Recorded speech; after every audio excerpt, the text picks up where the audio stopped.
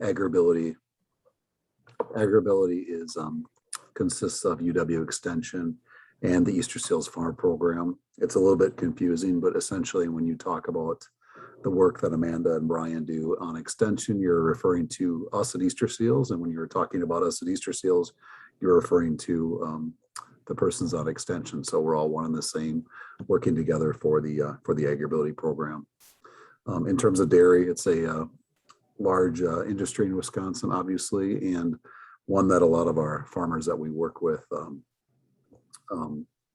are involved in.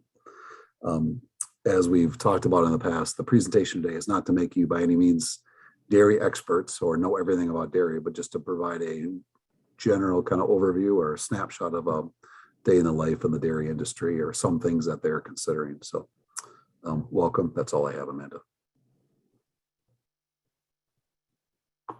Thanks, Jeff. And I also see Brian Luck, our PI for Agribility, is on as well. Brian, did you have any comments this morning?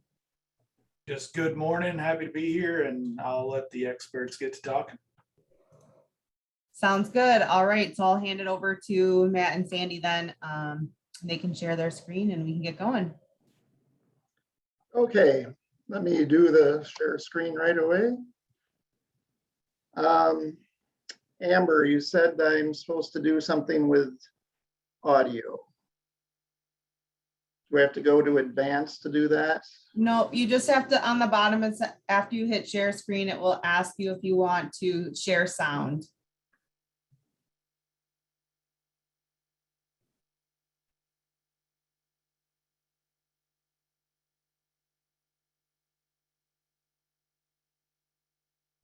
Do you guys see my screen? Yes. Okay, I did not see that question, so we'll come to that when we get to that point, I guess. Well, you'll need to show the audio so they can hear the video.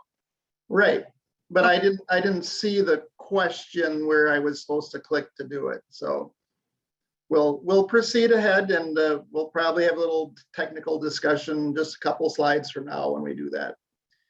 So we titled this, first off, Matt Lippert.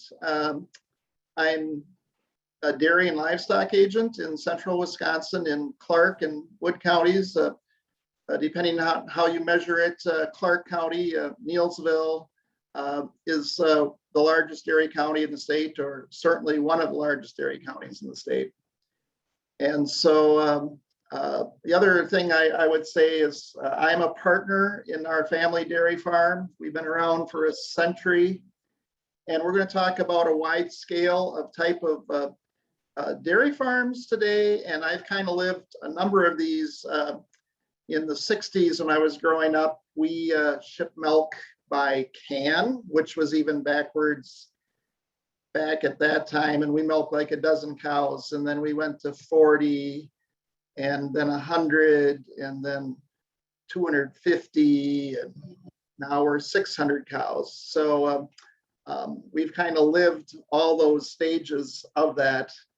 And another thing I'd like to add is the reason we were kind of behind the standard in the 60s is my father was diagnosed with MS. And so he was a disabled dairy farmer. So I don't know if I understand, but I have some familiarity with that aspect of this as well. So I think we'll go on to the next slide. Oh, of course it won't. So this is the outline for what we hope to do today is just very general review a typical day on a Wisconsin dairy farm, which there is no such thing as a typical Wisconsin dairy farm. So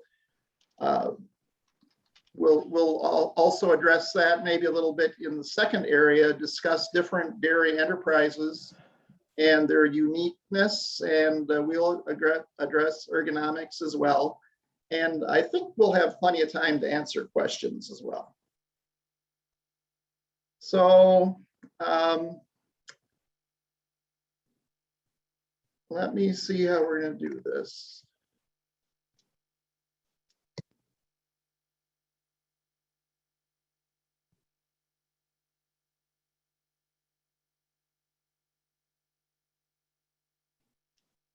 Another colleague of ours produced this.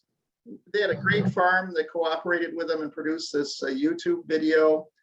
And this is the point we're going to see how the logistics are working. Can you hear that music? No. No, we All can't. right. But you can see it.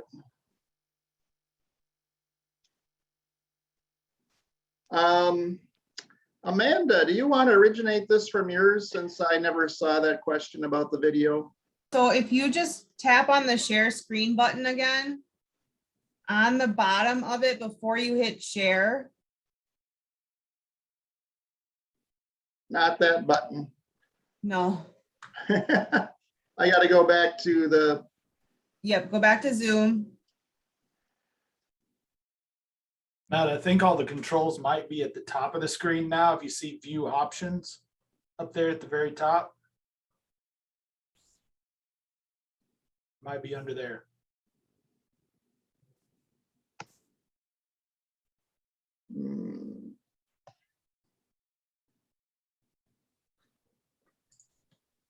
I have so many boxes covering up.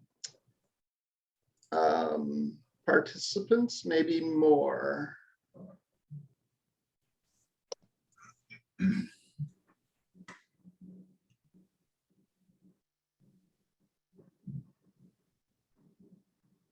Share sound? Yes. We'll try that. Music? Yep, got it. Got it. We're crazy farmers. We're Ryan and Lindsay Prawl, Granite View Farm LLC. We still operate as considered a partnership with my parents. From day-to-day operations, we're the managers. We have about 700 acres that we are cropping, and then we have 150 dairy cattle and about 140 heifers. on a typical morning, we will wake up about 4:30 in the morning. We get ourselves dressed and ready to go, and we head on out to the milk house. In the milk house, we set up our piping system that pipes directly into our milk tank, which is where we store all of our milk from that day. We go ahead then and we start up all of the machinery associated with the milking system and the milking process. We turn on the lights, we fill dippers, we get towels ready to clean off our cows. Cleanliness is really important in the milking process. Then we go and we fetch our animals from the freestall barn. We bring them into the milking parlor, and then we proceed to run our milking procedure, which is dipping them with a pre-dip. Then we do what's called stripping them. That's where we check to make sure that the quality of the milk is what we want to see going into our tank. Then we go to wiping the cows with a clean towel, and then we put on our milkers. The cow is milked with the milkers, and then it has what's called an automatic takeoff. So the machine takes off the milker when the cow is done milking. After you're done milking, you post-dip them. And that's the milking process. You do clean up, wash up in the milk house, wash up in the parlor, clean holding area. And you gotta go out and take care of calves, feed them water, grain, and milk, depending upon their age. And then most of the rest of the day is filled with jobs around the farm. A lot of seasonal jobs include planting and harvesting, obviously. Planting in the spring, summer harvest of hay, fall harvest of corn and beans. Calving is all year round for dairy, for most dairy farmers, including us. We calve our animals all year round, but seasonally there are larger flushes in the spring and fall typically on the animal side. I enjoy feeding cows. I enjoy watching my crops grow. I do enjoy that thoroughly. I enjoy when I get to look at a report from testing our cows and we have a high butter fat, or, you know, I enjoy seeing healthy calves and I enjoy seeing healthy heifers coming into the barn with great components and a lot of milk, and I know that they're happy. One of farmers' deepest desires are to produce a quality, healthy product for consumers to enjoy.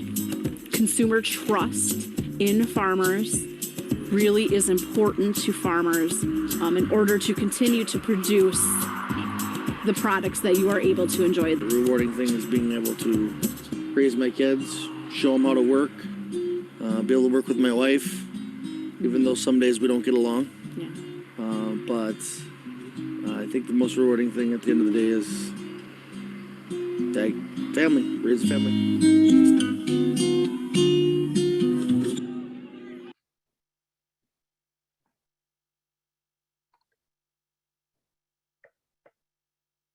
Okay.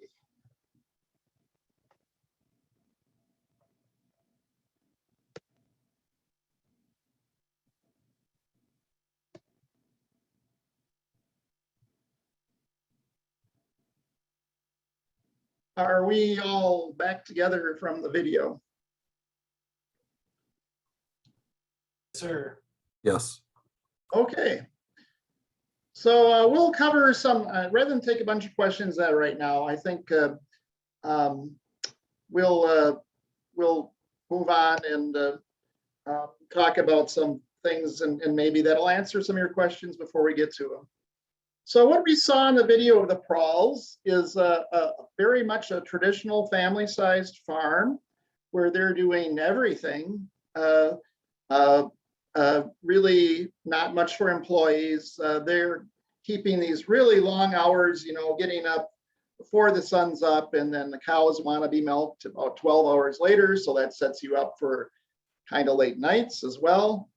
But what we also did see is a pit parlor milking system. So this is a family that's done some modernization and are attempting to be adapt some newer technologies. But you know, we have this stereotype about the Wisconsin dairy industry, and it's this red hip roof barn and silos, and a lot of people have an idealized vision of that, and we still have a lot of those, but we are going to cover a lot of different variations of that. But I would call that your traditional dairy farm. And since these people are typically self-employed and sole employed without employees, I feel they probably are more apt to need the kind of programs you're using, because there's no fallback plan for these people.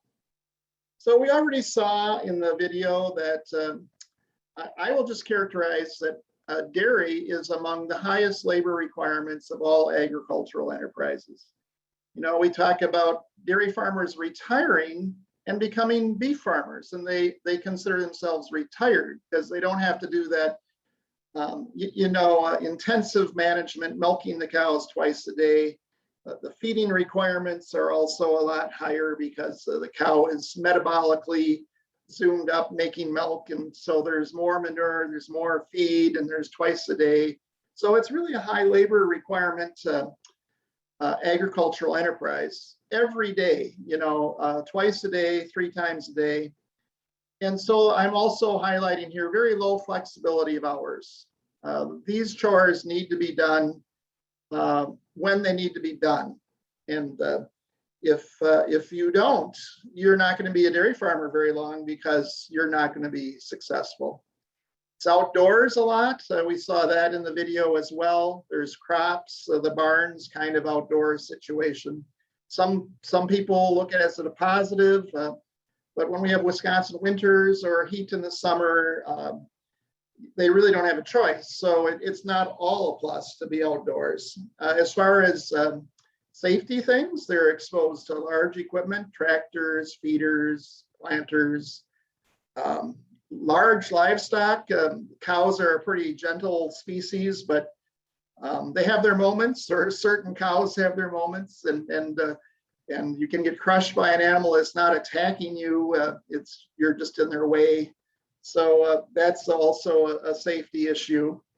But why do people do this? And I'd say they do it because they want the opportunity to operate their own business and work with family, which is certainly what the Prawl family told us in their video.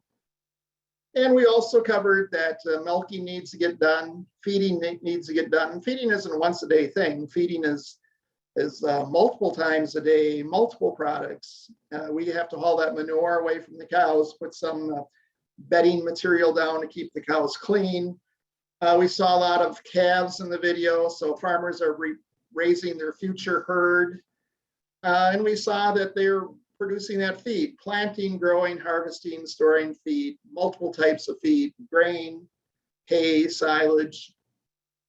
And then they have to maintain this whole system. So they're fixing, repairing, probably have a shop on the farm. They're off getting supplies. And on top of all that, it's a business. And so these same people that are doing all these things also are doing the stuff needed for taxes, or if they do have any employees for that, they might have to be compliant with the conservation type issues. A lot of, so that's their farmers are experts at many different things because they wear many different hats. And I already kind of mentioned this, that this traditional farming system is maybe one where a support program such as yours is going to come up first, because on larger, more modernized facilities, we're going to have more labor. And so we can maybe, if somebody has a certain disability, we can specialize so that they're highly functional in that task. But as we saw on that family farm there, they have to do everything. And so it's a lot harder to have a backup plan on these smaller family units. And as this slide points out, on a large specialized farm where you have multiple and different areas where somebody could work, those farms actually have the opportunity to hire disabled workers. If they need somebody to run a tractor, if that person has some kind of disability that does not interrupt with his ability to run a tractor, well, he could work there, he or she. Okay, I think we'll move on. So I got my cues from how to do this from, I wasn't available for the beef enterprise one, but they did a lot of discussion of the different, a beef farm is not a beef farm. And so we're going to go through kind of a similar thing and talk about a wide variety of different type of dairy farms that we have. So we kind of already hit on this one, traditional family dairy, the iconic one that everyone loves so much and seems to want more of, all family labor, no backup. So that's the thing. The world wants all this, except for the farmers can't hardly survive it. So same individual handles all the different activities. So some other terminology for this is how these cows are housed and confined. So we do call it a stanchion barn or a tie stall barn. And that's not what the Prawls had. In a stanchion barn or a tie stall barn, the cows physically cannot move for hours for the majority of the day. And they're probably released maybe to go out to a pasture or maybe to go out to an exercise lot, but they spend the majority of the day in this one stall, and the farmer brings the feed to that cow. The farmer comes that cow, it's a milker, and the farmer has some barn cleaners, mechanized system to remove the manure. The farmer brings the bedding to that cow. It's very high labor, and it's also high investment because all these services that these cows needs to be delivered specifically to the cow. And so we have, like for milking, we have a pipeline milking system that is right there at the cow. So we're gonna have some more pictures of this, but typically you'll see these be 25 to 100 cows. And Sandy and I talked about this when we were rehearsing this.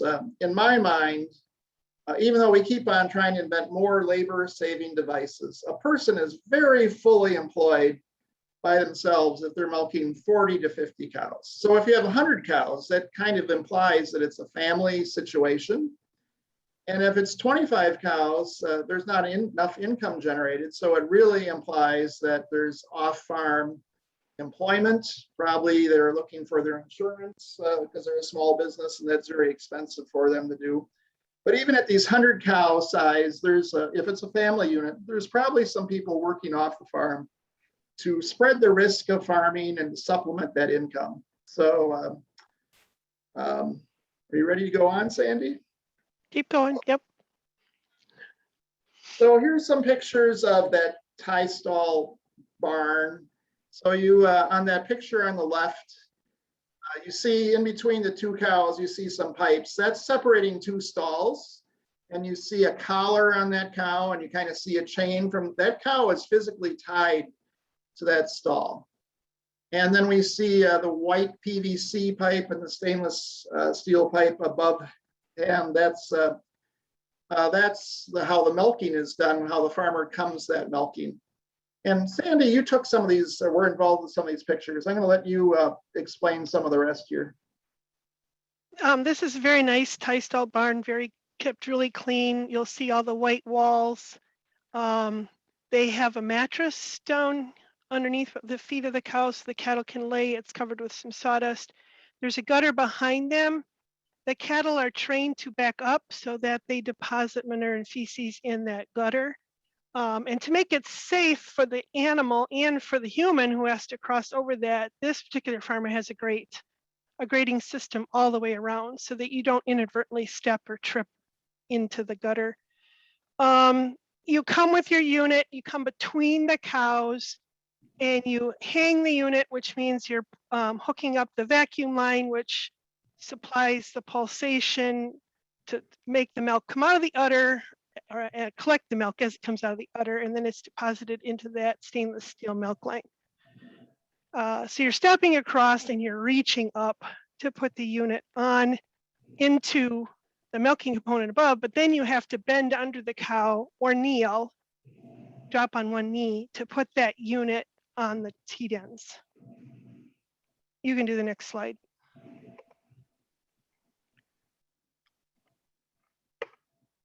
So that's what the unit looks like. We call it a cluster. You have to hold that in your hand while you're kneeling or bending. And back in the parlor, you would hold that in your hand while you're reaching forward. In a parlor, the cows are at the level of your arms, so there isn't quite as much reaching. And Matt's probably going to say it in a future slide, but you can, in a parlor, you can put this unit on in front, from the side of the animal, in front of her legs, or from behind the animal. And in a parlor, when it's going on the side, there's actually some support arms that help distribute the weight of that. You don't have that in the free stall. In the free stall or tie stall, in the milking barn tie stall, you're ending up putting this from the side of the animal and having to support the weight while you're bending and kneeling. And so it's quite a bit of muscle ergonomics, back, knees, hips, shoulders. I could write a song. Next. Yeah, if you do this for 40 years and you do it twice a day and you do it on 60 cows, up and down between every cow, you probably are going to have knee issues of some type. So it's just a repetition of a pretty strenuous exercise that they're doing twice a day with every single cow. All right. This is just showing more of how we're hooking it up into those different lines. It can be not the skill for short people, and maybe not the skill for short people in a parlor either. Short people are at a disadvantage. Being slightly taller helps in both situations. Now that pipeline and that overhead system there in the barn is set high opposite the milk because we start to use gravity feed from the farthest away from the milk house to the milk house to bring the milk down. So at the farthest end, that line's going to be pretty high, and at the right by the milk house, it's going to be really short. So there are opportunities to whack your head, either not be able to reach it or actually clobber your head on the other end where it gets really low. Done that. So that stainless steel line is where the milk is flowing through, Sandy mentioned, with gravity. So it's got to meet standards to stay clean. There's an extensive wash cycle that goes between each milking to clean that up. That white PVC pipe is providing vacuum. We're not extracting milk from these cows. We're not using vacuum to suck it out of their udder. We're using alternating vacuum to with those inflations to kind of massage those teats, kind of mimicking like a calf sucking to get the milk out of those cows. Then you have to feed these cows in the stall barn. And so you see a big long row of cows, and you see a piece of equipment that would be filled, kind of like a wheelbarrow concept, with whatever the cows are going to be getting. And it's powered, and it's going to discharge onto that that white, very slippery platform that's in front of the cows. It's slippery, so it's easy to sweep, and it's easy for the cows to lick and get up the feed, but it's not the nicest thing for a farmer to have to walk on. And they got to fill that cart, a number of carts for this size of herd. They're going to be going to a feeding center, a silo room, or something like that. They're going to be feeding either individual feed ingredients, haylage, corn silage, or there's going to be a piece of equipment in there that's mixing it all together. And it's called a total mixed ration, and putting a mix in that cart and feeding it to the cows. And this barn, as Sandy said, is very nice. It's wide enough to actually have a cart like that. There's a lot of older barns that can't physically fit all the room for the cow and the milking, the alley behind the cows and an adequate alley in front of the cows. And so we see people that are just using wheelbarrows or feeding dry hay because they can't fit a cart like that in there. There's a question in the chat I could address with the slide. The person asks, what are the downsides to tie stalls? Well, from the animal's point of view, in a well-managed barn like this, everything is brought and taken away from the cow. So her comfort is queen. She's queen. Everybody worries about her comfort. They try to keep her clean, well bedded. She's got a comfortable place to lay down. Her food is brought to her. You can see in that bottom left picture, there's a round PVC pipe. You see the top of it. That's the water system. There's one float. There's fresh water in front of her all the time. She doesn't have to compete for anything. The flip side is from the human that has to manage this. There's a lot of handwork involved. You can't scrape the stalls with from the back. That's all scraping by hand. Putting bedding in goes by hand. The feed, if you don't have the width, like Matt just said, for that cart, you're feeding by hand. So, yeah, and health concerns, again, for animals in here, it's all about how well it's managed. You can't see them, but the whole west wall of this is entire fans. There's always probably a 6 mile to 10 mile breeze in there. Very pleasant in the winter. I'm sorry, summer. In the winter, he turns it down, but he keeps it just above freezing, basically, so the water lines and stuff don't freeze, which is what the cattle like. That's the temperature they like. So they're always in the shade. They have lots of good ventilation. But if you get in an older stall barn where they're not managed as well, yes, then ventilation is an issue, and ventilation to humans as well. So you can end up with some lung diseases that farmers get from working in enclosed places with lots of dust or different gases. So this is a modernization of a historic system that we brought over from Europe, right? The farmers actually in some countries lived in the barn and the house were all one building even. And so sometimes we assume, well, that was a good way. But historically, these cows, all summer long at least, would be outside on pasture. And when the weather got bad, then they'd move into the barn for the winter. And then in the winter, we normally would let these cows out. But if this farmer is trying to milk too many cows, or the weather's bad or whatever, then the cows just stay in more. And so I was just on an airplane for 5 hours last week, and I just observed myself and everybody else getting crabby about being restricted and confined to a pretty tight space. These cows, even though they have everything brought to them, they can't alter their environment. They can't go seek out the sun or the shade. Sandy mentioned the mattresses under these cows.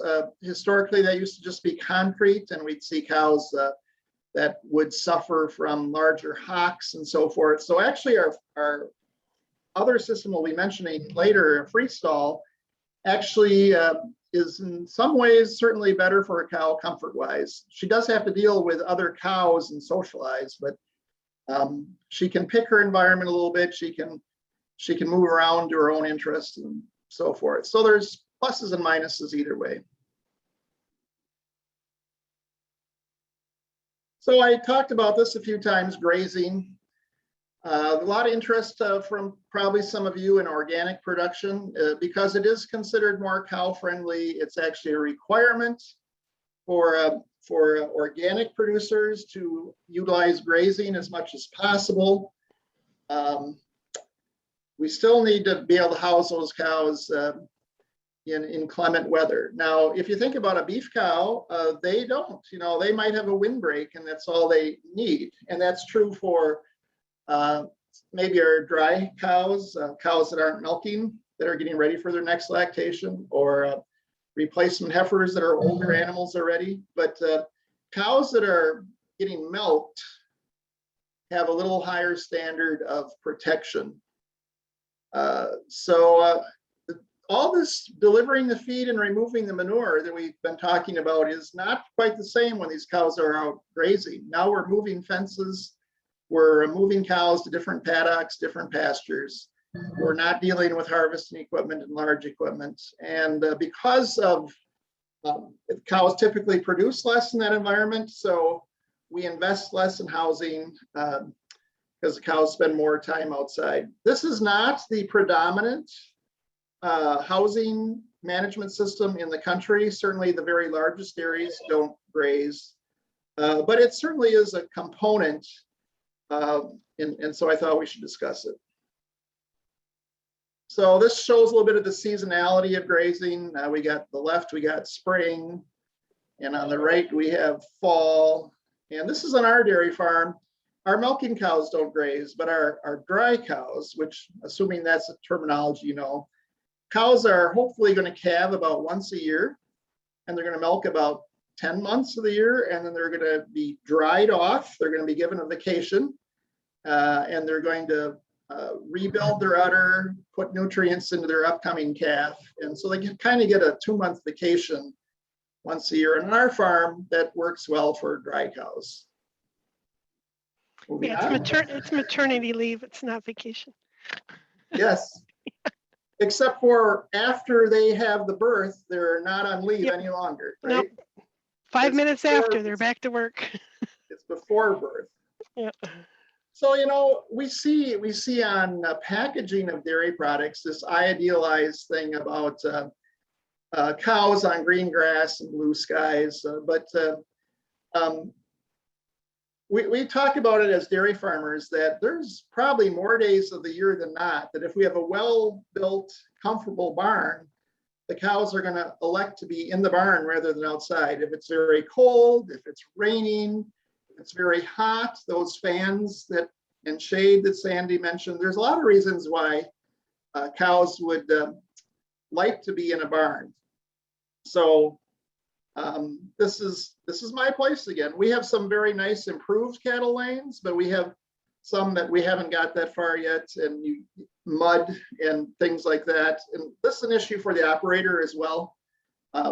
Most people that graze probably have some sort of ATV, or I call ours a gator or something to assist them, but my gator isn't going to want to go through that very well either. So there's still going to be a lot of footwork going on, moving fences and so forth in a grazing system. All right, freestall parlor system. This is the two terms go together. Freestall is how they're housed. Parlor is where they're milked. And we saw a parlor system in the video already. Freestall is unlike that barn that we've been featuring so far. These cows voluntarily decide to lay down in these stalls, and when they're fully rested, they get up and they walk around in the alley. They're free to move. And that's why that alley is not lined and white and dry, because these cows are pooing out there, manuring, and we have to somehow or other, typically with a skid steer, when the cows leave and get milked, we're going to go clean those alleys. And then on the extreme left, because I didn't capture this photo, these cows are up to a manger and they eat when they want. And so instead of, we still bring feed to the pen, but we don't bring it to individual cows. They are confined in this barn, but they're not restrained. And there's some labor efficiencies that allow farmers to do handle a few more cows than in a traditional system. And this photo I took on a trip I was on.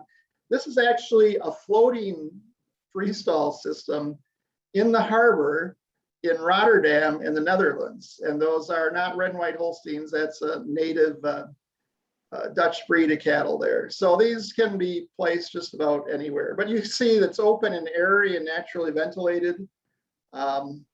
So that's some of the features. These cows are laying in a deep, loose material that's going to be favorable to their comfort. That's why they're all laying down.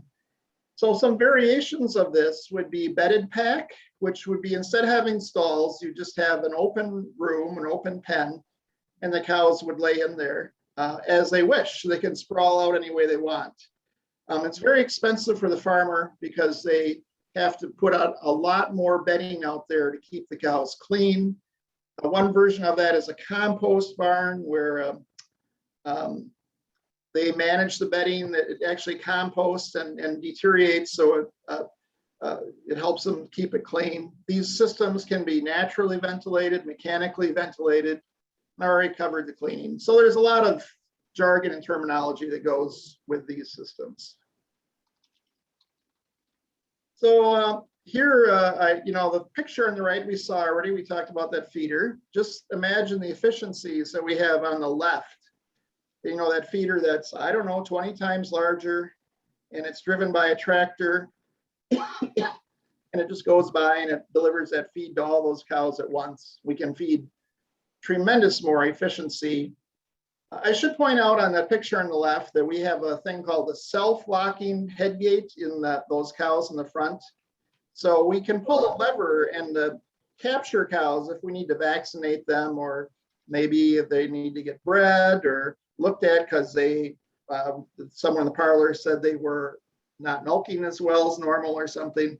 So that's the way we can confine these cows is with that type of system. Parlor terminology.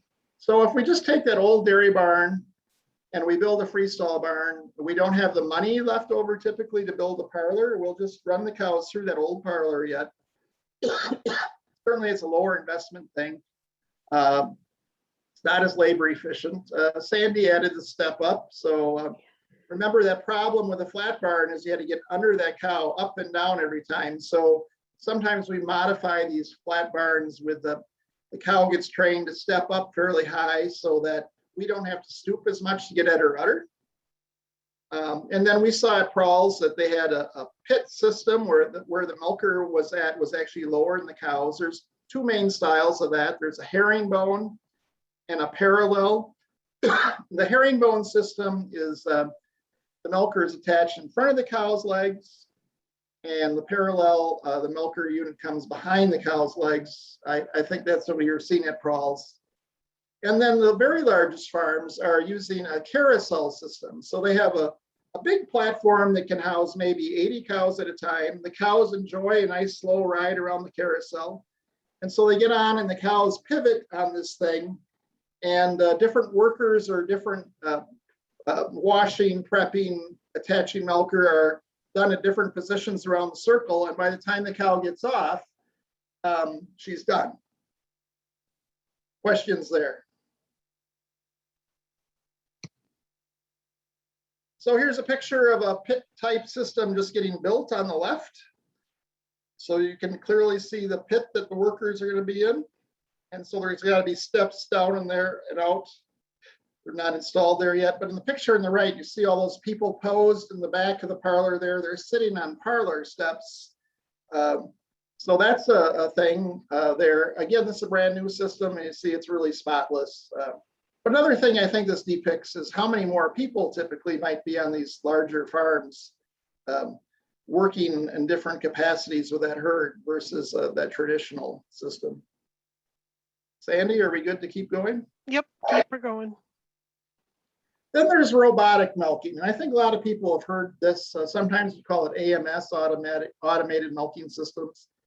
So that's typically with a freestall. It's really high investment. They got to spend more money.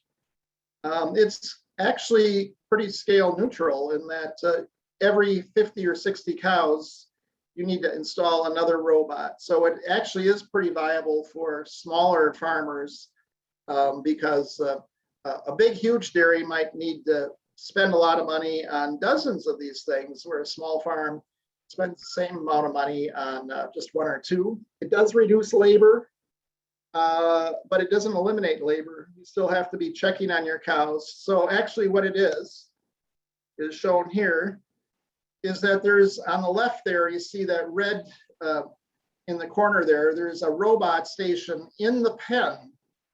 And the cows get trained that if they want to get milk, they have to present themselves to the robot station. And here we got four cows that are waiting their turn. They want to get milk. Well, the other thing they get in that pen is they get a little bit of feed, a little candy. And so that's another incentive for them. But the farmer has to keep track of who hasn't gone and so forth. There's a lot of computer programming with it. In the middle, we see all the technology that goes with that. And on the right, we see we see how that arm is coming out, and it actually puts the milker on the cow. So we're seeing more of that as it's harder for farmers to hire labor. And as technology increases, farmers have to get smarter, right? So there's more opportunity. They may need to look for more opportunities to learn about how to manage robotic equipment, or even better feeding in free stalls and all the paperwork, understanding the printout and the information that the robot provides so that you can manage the overall aspects better. So you'll see some of the technical colleges especially are ramping up or changing over their certificate programs for farming in order to help people better understand this. And actually larger farms hiring more specialized people who have some training in feeding in the maternity area, animal health care, and in the milking center, also in manure management. So it becomes a little bit more specialized and allows for some more educational training and opportunity. So on these robotic systems, another place where we're training a lot of people is workers to work for the company that provides the robot for the farm. Because there's just so much maintenance technology, understanding the reports that are generated, trying to figure out just slight tweaks to the system that will be more cow friendly or end up in more milk, or as I said, there's a lot of maintenance, obviously, in something like this. So it as Sandy mentioned, you switching the kind of work you're doing, but you still have a lot of work to do. So that was my goal. I think we're supposed to have an hour at this. My goal was to be getting done about this time and to be able to answer questions. So. And we've been trying to keep up with them in the chat. So those of you who haven't looked at the chat lately, go ahead and do that and see if there's a question there that you want more explanation about, or if there are additional questions. Now's the time to unmute yourself and ask. Do dairy operations still go through periodic inspection by the government? Definitely.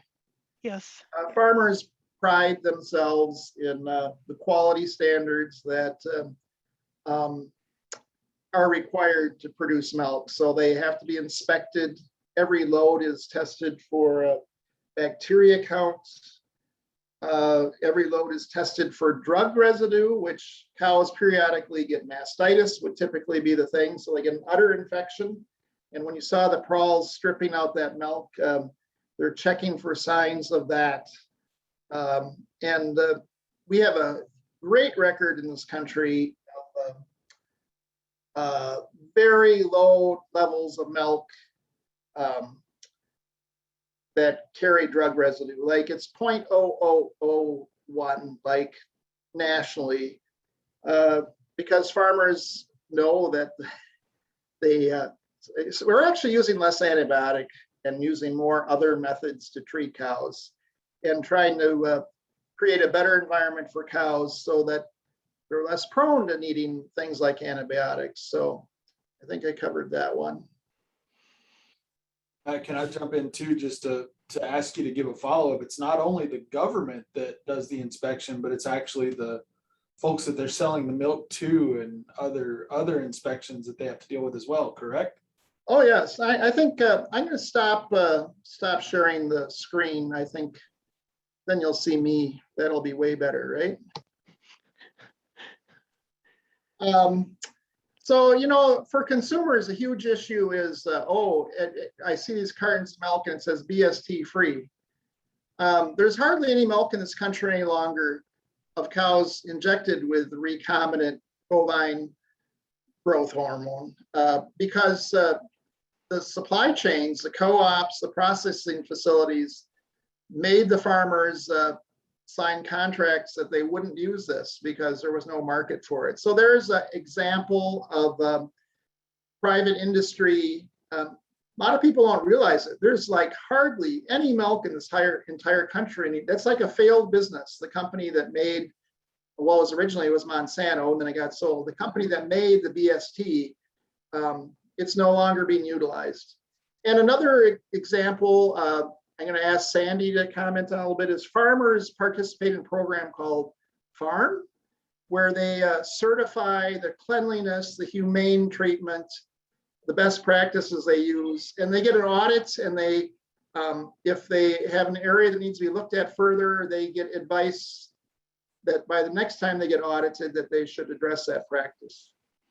Yes, and to answer Brian's question, there are federal milk orders, so it's federal government as to how much bacteria and mastitis could be in the milk, and the fact that there cannot be any antibiotic residue. That's a federal thing, but it's administered by the dairy plants that buy the milk and by USDA Farm Safety Inspection Service personnel who are hired to come out.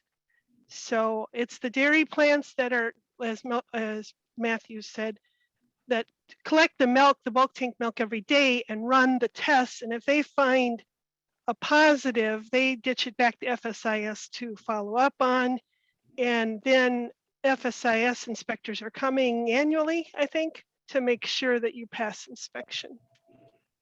There's a question about how many cows are needed to break even or make a profit. And I get to use the extension phrase, it depends. So, well, there's situations and years where you lose money in every cow. Yeah, so having more cows just doesn't make it better. But there is this drive to larger herds because there are some tendencies for scale sometimes. I mean, if you're a really good dairyman and you can make a lot of profits and have happy cows with 50 cows, there's a big incentive for you to do more of that and get larger, right?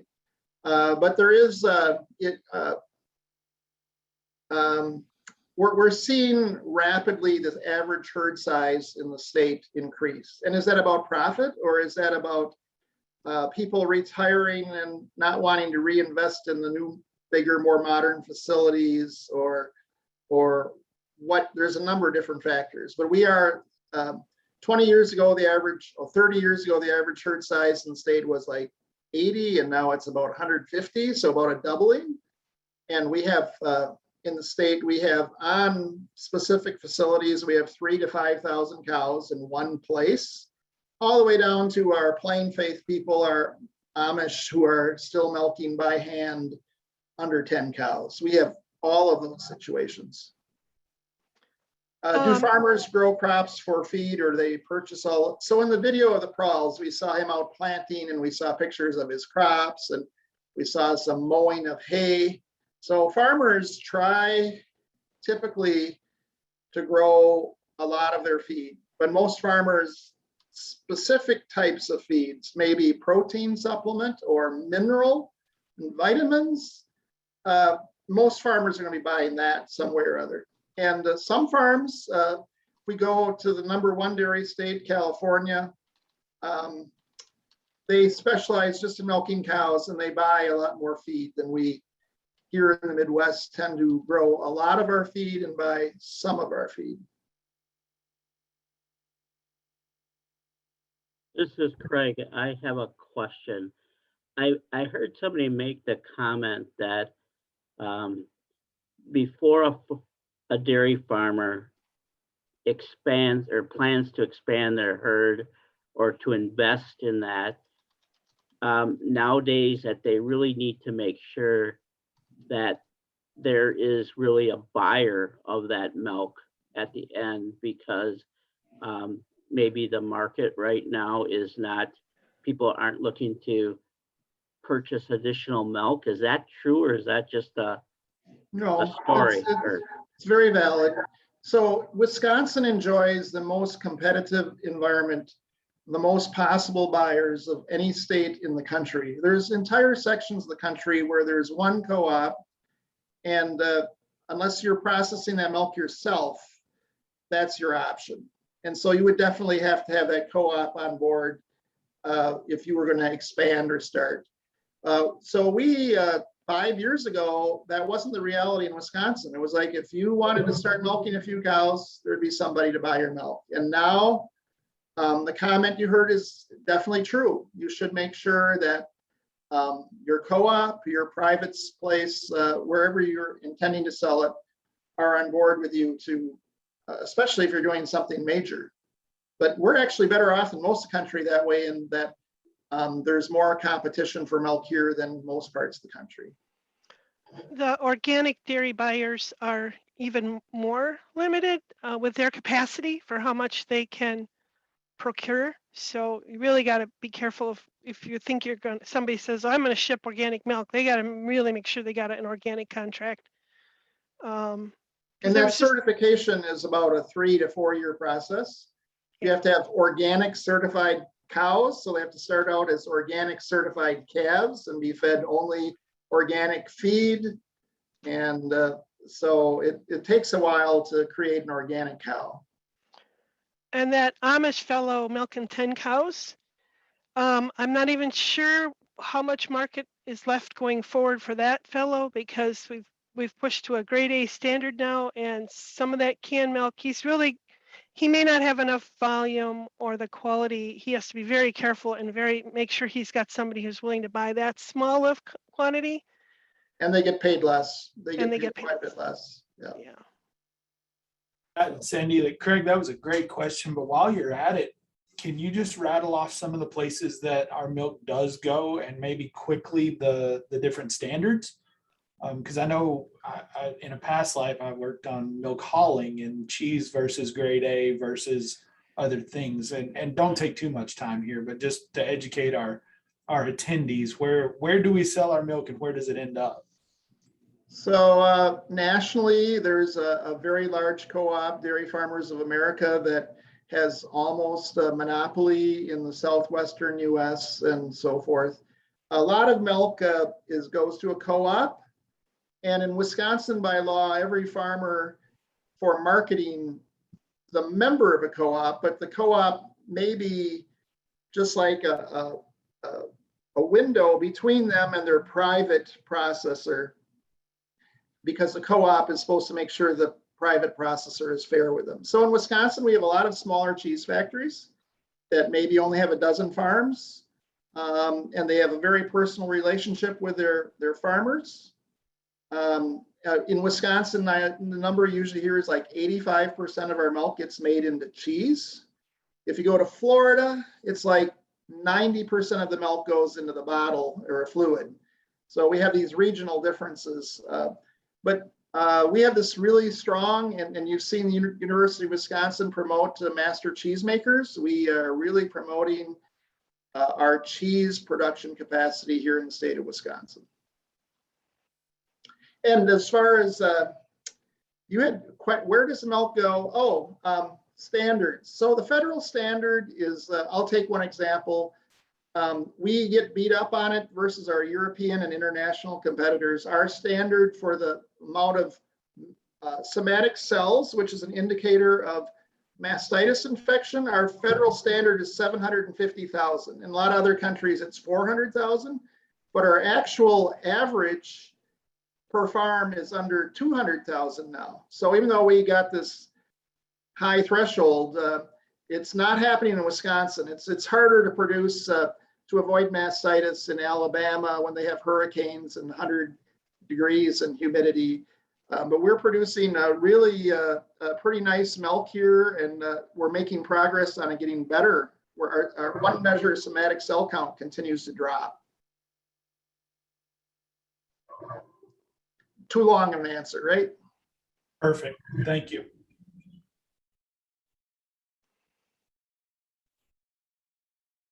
All right. So I see people thanking us. Thank you. I love to talk to people about the dairy industry. And I see Amanda pops up there again. So Yeah, I just wanted to say thanks to both of you as well. And thanks to everyone who asked questions. There was some really great discussion and interesting information given today. As a reminder, this is recorded and I'm going to shut that off pretty soon here, but those will all be up on our website, all of the trainings. And if you guys have any other questions, please feel free to reach out to any of us and we'll greatly answer that. We're hoping to do a in-person training later in the spring of 2022. So we'll get back to everyone and work with our contacts at DVR when we get closer to that time. Thanks everyone again for joining us for these trainings. And they were beneficial even for me. So I hope that they were beneficial for all of you. And you might mention too, we are going to probably work with Jim, I believe it is, to send out a survey that sort of gets at some learning stuff here, and we need to do that from an extension side and from a DVR side. So if you would please take the 10 minutes it'll take you to fill that out for us. The Fed Gov and state and our higher ups and extension love to hear the good work we're doing. So I'll put a plug in to be real nice to our agents. They did a nice job for us here. So thanks, guys. Thank you all. Yes, absolutely. thank you. Thank you. So Matt, Amanda, and Brian, can we stay on for a little bit before Absolutely. everybody goes? Because they have a quick question for the. Absolutely. Okay. My computer is locking up, so I might have to jump off, but I'll jump back on. Okay. Got a nice comment in the chat. Can you guys see that? Yeah, counselor from Milwaukee, really eye-opening. I only worked with a couple farms in central Wisconsin, but I think it's valuable to get different perspectives. Great. Megan's still on. Thanks.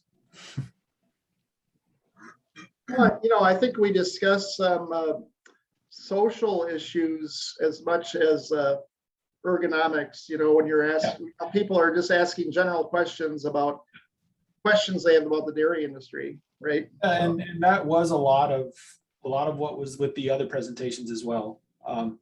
It's one of those that I hesitated a bit, but you guys are experts in dairy, experts in everything. But as far as assistive technology and disability, you may not be as much up to speed on that as sort of we are. So what you did is perfect. Like just getting their head around what it takes to do this. And then what I'm excited about is hopefully in the spring when we can have in person. I want to make it as hands-on as reasonably possible. So what I'm thinking is, my head goes to machinery all the time. And I want you guys, we got over the winter to think about this, but I'm going to have somebody out there, hook and unhook a 3-point with a quick hitch and without, connect and disconnect a PTO coupler.